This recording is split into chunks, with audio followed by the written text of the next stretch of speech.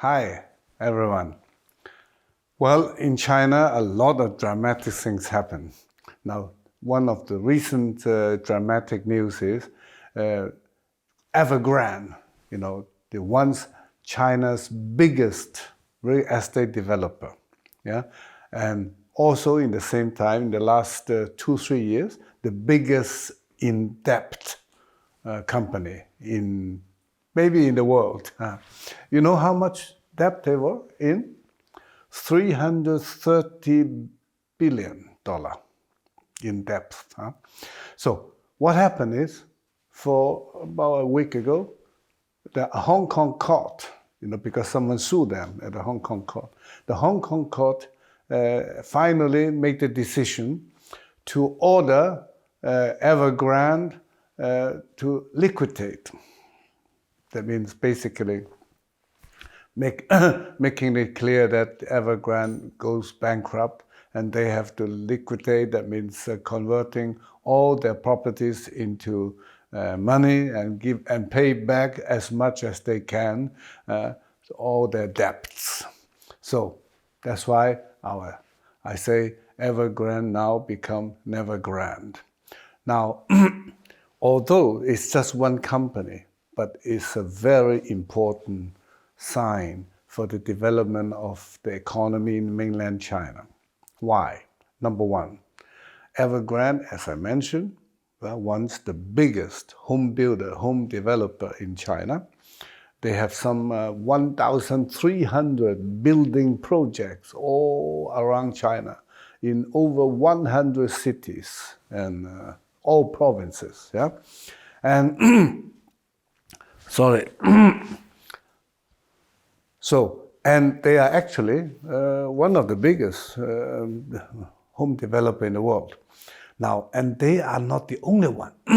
There's another one called Country Garden. In Chinese, it's 碧桂园. And they are also in big trouble, and also known that they are in big trouble for quite a few years. Now, actually, not only these two, they are the two biggest, yeah? But there are about, I think, 50 real estates or properties developers in a similar trouble, facing bankruptcy. 50 of them. It's a lot. There are millions and millions of apartments, half ready, somewhere, everywhere in China, yeah? And many of those people have already paid, or at least part of it. They paid a deposit, maybe half of the house. They are never going to get the money back. When Evergrande had a debt of $330 billion, so those who has a debt at Evergrande of $100, they may get maybe 50 cents back, something like that. Now, what's more, the Chinese stock market has not been that nice either. Evergrande is important because it's the real estate business. And real estate business has an impact of 25% of the Chinese economy. Why I say impact? Because not only real estate developer has an impact on the economy. All the real estate, anything happen to real estate will have impact on building company who sell building material, like cement and all this, yeah? And many other service company, workers company, and so on. A lot of companies. So you add them all together, yeah? The real estate business stands for 1/4 of the Chinese economy. And Evergrande is only the first significant failure. And Country Garden, the next one, and then the next one, and the next one. So can you imagine? 1/4 of Chinese economy is collapsing. I'm not exaggerating with this word, collapsing. The house price in China is falling. Yeah?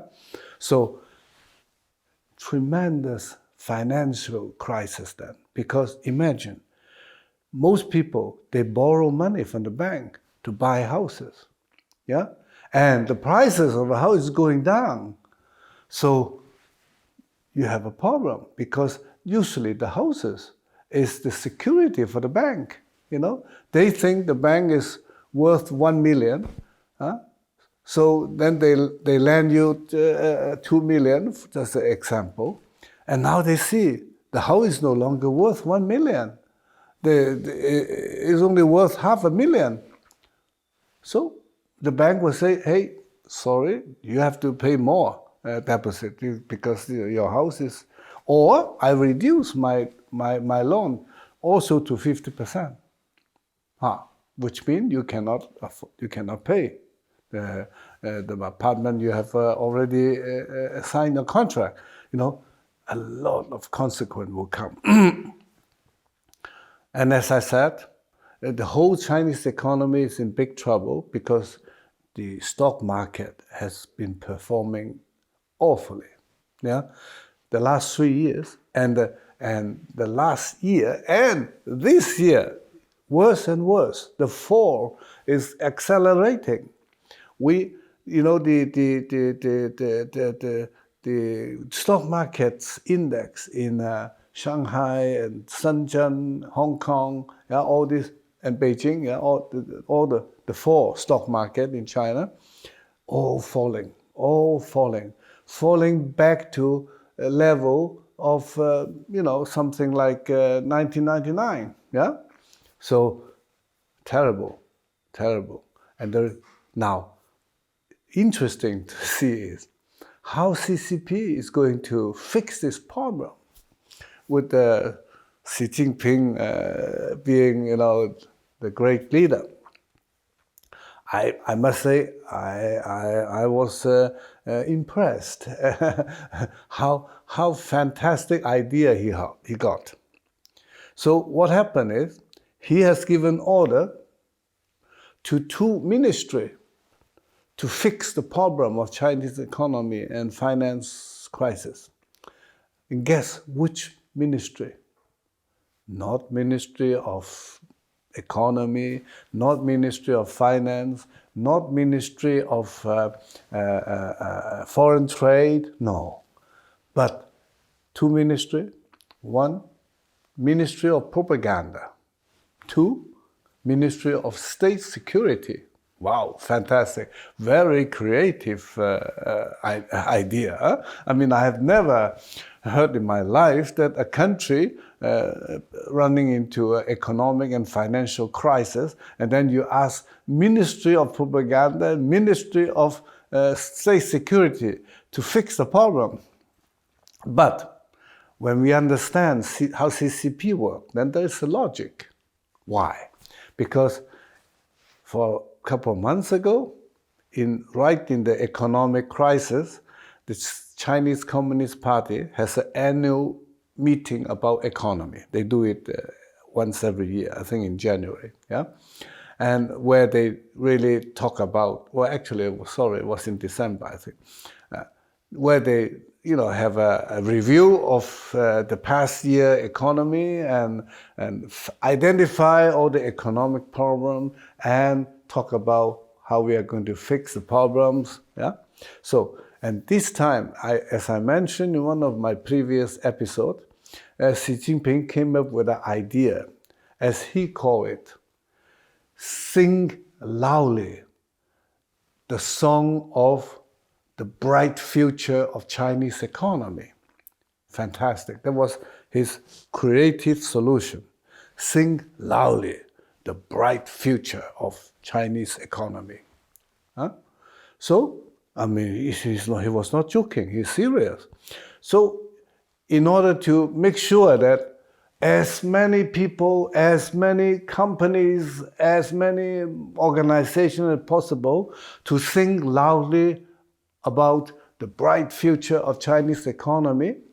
So he gave the job to the propaganda ministry. Of course, it's a propaganda work. Huh? So the the Ministry of Propaganda now is making sure everywhere, from primary school to university, from companies and economic organization, academic, whoever, all the media, of course, have to think how fantastic Chinese economy is, what a bright future. Huh? But then, interesting is, in the CCP logic, at least today's CCP, because you remember, in the 90s, CCP top leaders had someone like Zhu Rongji, who understand a little bit more economy. Yeah, so he was doing it in a more professional way. But today, in today's leadership of China, there are not many economic experts, I'm sorry to say that. And worst of all is Xi Jinping think he is the top economic expert. You know, he was the one who actually chaired the whole conference about the economy and decided that we all think loudly about the bright future of Chinese economy. So now, to make sure that all this activity that the Ministry of Propaganda set off in the whole China, to make sure that people really do it, they engage the Ministry of State Security. Now, what is that? State Security Ministry is the Ministry of Secret Service, yeah? Secret Police. So they are using secret police to make sure that if someone is not singing loudly about the bright future of Chinese economy. Fantastic. I have never experienced such a economic policy, you know, as the propaganda ministry to make huge propaganda about how good the Chinese economy is, yeah, and then make sure that mobilize all their spies to make sure that no one avoid to sing loudly the bright future of Chinese economy. And not only that, it's very interesting, they even make sure that not only Chinese propaganda is singing loud about the bright future of Chinese economy. They want to make sure that some foreigner also sing loudly the beautiful song of the bright future of Chinese economy. So, but they encounter a huge problem because not many famous foreigners like Elon Musk or someone from J.P. Morgan, Diamond, or from Goldman Sachs or whatever. All these big names, no foreigner want to join that choir of singing loudly the bright future economy of China. So, but it's a tradition of the Chinese Communist Party propaganda. They think it's not enough to just have, we Chinese media to talk about it. So it's good to have some foreigner to talk about it. And this time, they found someone. Guess who? They found a German. The head of foreign affairs of the German Communist Party. The German Communist Party. You probably have never heard about that party. Yeah, I understand, because do you know how many members they have? I think 165 members. Yeah, 165 members. Don't misunderstand me. It is really 165 members. It's a micro party in Germany, yeah, and they invited the guy, or the lady maybe, who was in charge of foreign affairs, to go to China. And of course, they make a huge show of it. And after that, then this head of foreign affairs of German Communist Party was then telling the Chinese media, oh, I see everywhere optimism, and Chinese economy are really growing, with a bright future. And that was even published in a German newspaper, but I have never heard about that newspaper. It's a, you know, a totally no-name newspaper, yeah, or even not a newspaper. It's just a no-name website. So that is Chinese economy today is in big trouble. Believe me. If you go to China, you may still see a lot of high-rise building, still see many Mercedes running on the motorway. Yeah, of course, that things doesn't, you know, disappear like this. But behind the curtain, Chinese economy is in big trouble. All this, you know, the high-rise building of Chinese economy is standing on, well, how do you call it? Loose sand. Yeah, it's the moment before it collapsed. It still looked very impressive.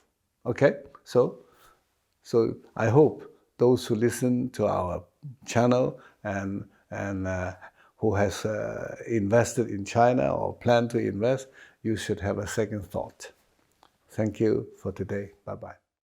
Ladies and gentlemen, and dear friends, I have an announcement, and that is I have decided to move our channel from YouTube to a new platform called Ganjing World.